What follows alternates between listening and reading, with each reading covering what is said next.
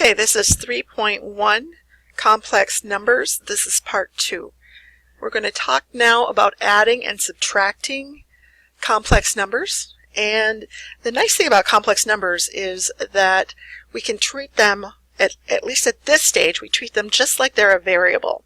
So we would be collecting our like terms, and we would have the like term of being a real number, and then we'd have the other term being the imaginary parts. So I'm going to just real briefly spell this out. I'm going to actually use the here we go.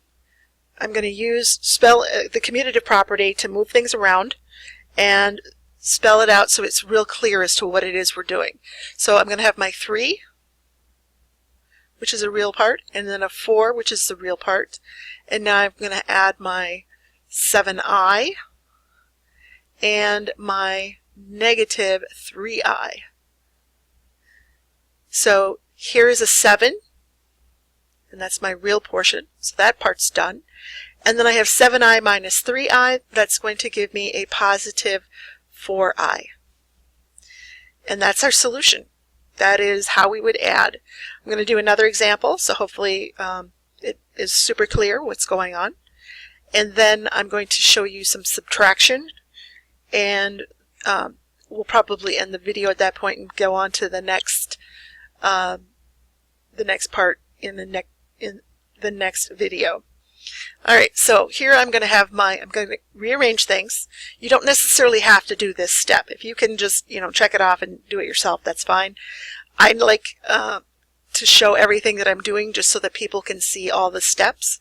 So I've got my 8 and my 3, those are the real parts, and my plus 6i and plus 2i.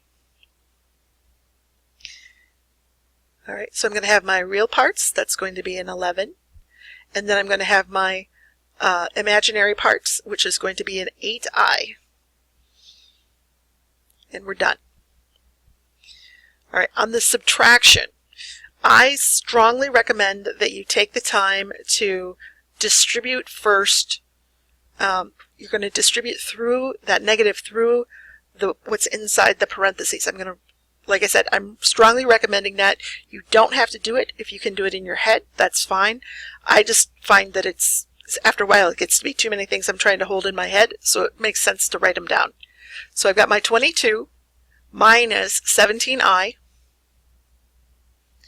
and then I'm going to subtract these guys. So I'm going to have a negative 19, and then my negative times a negative is going to give me a positive 20i. Alright, so now I've gone and I've distributed my negative sign through the stuff in the quantity inside the parentheses following. So now I can go ahead and rearrange things. And I'm going to do that. I have a 22 minus 19, and I have a negative 17i and a 20i. Ran out of space there. So I'm going to go ahead and collect these terms. I'm going to have 22 minus 19 is going to give me a 3. And then my 17i minus, or negative 17i plus 20i is going to give me a 3i. And that's my subtraction right there. That's my answer. This next part, again, I'm going to distribute through first.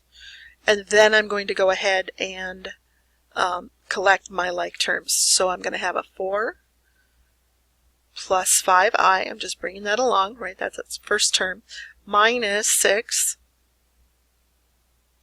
because my negative is distributed there. Now when I distribute my negative to my negative 3i, that becomes a plus 3i. And now I've got everything I need to know in order to be able to go ahead and collect these. So I've got a 4 minus 6 plus 5i plus 3i. So 4 minus 6 is going to give me a negative 2, and my 5i plus 3i is going to give me and 8i. So there's some examples of how you would go about adding and subtracting complex numbers. I'm going to end the video here, and I will pick up with multiplication and division on the next video.